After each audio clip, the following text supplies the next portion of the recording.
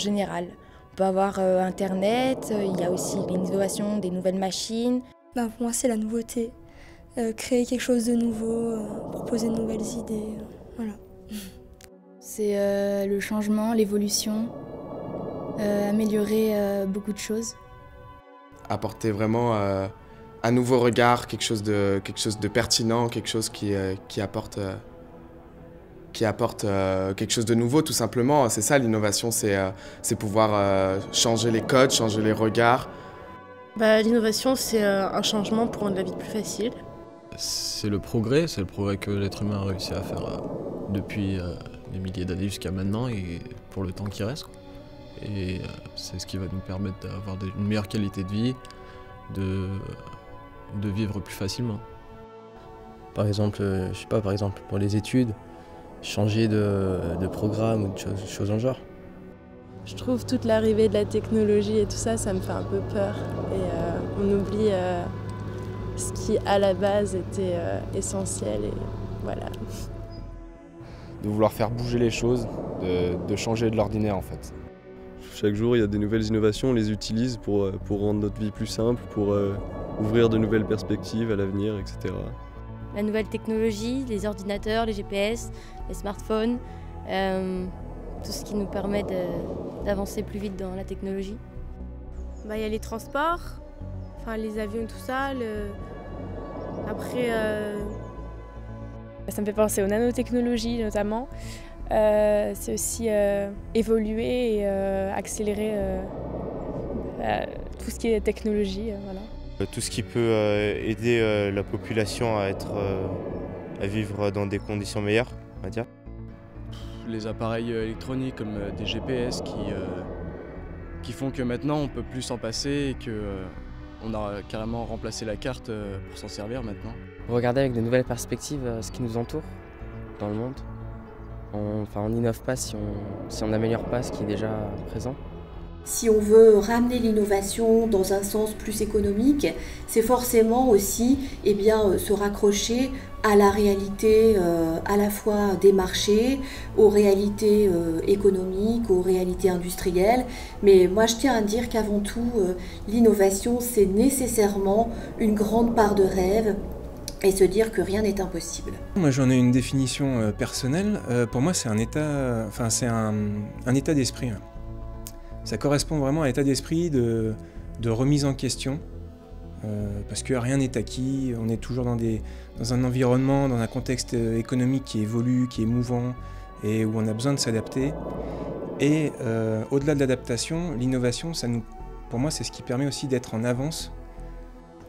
L'innovation, c'est un peu notre métier de tous les jours dans la recherche. Donc, pour moi, l'innovation, si je dois la définir d'une façon facile ou rapide, c'est faire des choses différentes tous les jours. Donc c'est pas simplement faire les choses mieux que les faisait hier, c'est essayer d'inventer un meilleur avenir, mais inventer ça suffit pas. Innover, ça veut dire traduire des idées, traduire des inventions en quelque chose qui est utile pour les gens et que les gens sont prêts à mettre en place et évidemment à acheter. Donc innover pour moi, si je dois le définir en une phrase très courte, c'est transformer des idées en valeur, quelque chose qui crée des valeurs pour les gens. Plus tard, j'aimerais faire des costumes traditionnels africains et asiatiques. Et j'aimerais monter ma propre entreprise à l'étranger. Entreprendre un projet professionnel, par exemple monter une entreprise, aller le plus loin possible dans ses études, mais vraiment quelque chose pour lequel on est passionné. C'est simplement pouvoir réussir, pouvoir faire ce dont on a toujours eu envie. Par exemple pour moi justement la carrosserie, j'ai réussi à entreprendre mon rêve, on va dire ça comme ça, mon rêve pour pouvoir éventuellement finir dans ce qui me plaît, pouvoir gagner de l'argent en me levant le matin et en me disant ce matin je vais réparer des voitures, ce matin je vais gagner ma vie avec un métier qui me plaît. L'esprit d'entreprendre, c'est d'avoir un foyer, d'avoir des enfants, pouvoir les nourrir correctement et les élever. Quand on cherche soi-même ou par groupe à être dans une action, être dans une association par exemple, on entreprend un projet, on attaque un projet et on fonce. Quoi qui peut se passer.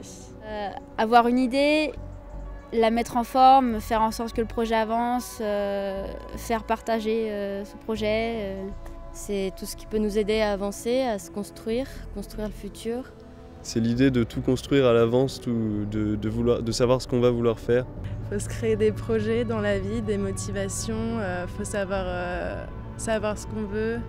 De commencer à voir son futur, à voir ce qu'on veut faire plus tard. Comme moi, je vais aller à l'armée et donc je compte bien finir correctement mon CAP et puis y aller, essayer de me faire prendre là-bas pour faire ce que j'aime. C'est quand on a envie d'inventer, quand on a des idées qu'on veut les réaliser, quand on a quelque chose dans la tête et qu'on a envie de le faire. Quelque chose qu'on peut acquérir pour avoir des objectifs dans la vie, créer sa propre entreprise ou monter des projets, tout ça. Pour soi, je pense, comme monter une entreprise avec des employés, des choses comme ça. Avoir confiance en soi en premier lieu. Pour entreprendre, il faut avoir de la volonté pour faire quelque chose. Donc dans l'avenir, par exemple, c'est monter une entreprise ou faire partie d'un projet.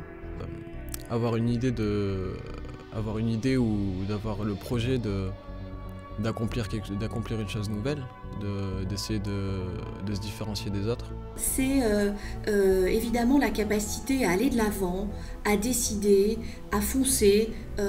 J'ai envie de dire aussi que l'idée même de l'esprit d'entreprise, c'est aussi la part de risque que ça comporte, mais du coup c'est ça qui donne vraiment l'idée que l'esprit d'entreprise, c'est d'abord l'esprit d'aventure.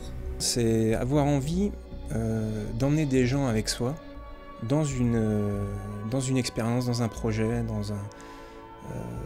même dans une envie qui au départ est personnelle et qui à la fin est réussie par un esprit collectif.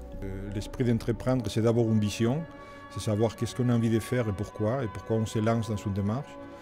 Et cette vision, on n'arrive jamais à la réaliser si on n'a pas à la fois la détermination et la volonté, parce que parfois les obstacles sont multiples, on réussit rarement au premier coup, et aussi une capacité à prendre certains risques. C'est très difficile d'imaginer l'entrepreneuriat sans cet esprit de dire je vais essayer quelque chose de différent, je vais aller plus loin que les autres sont allés avant, et voilà. Donc si je dois les définir en 3 mots, c'est vision, détermination, et habilité aux capacités à prendre des risques.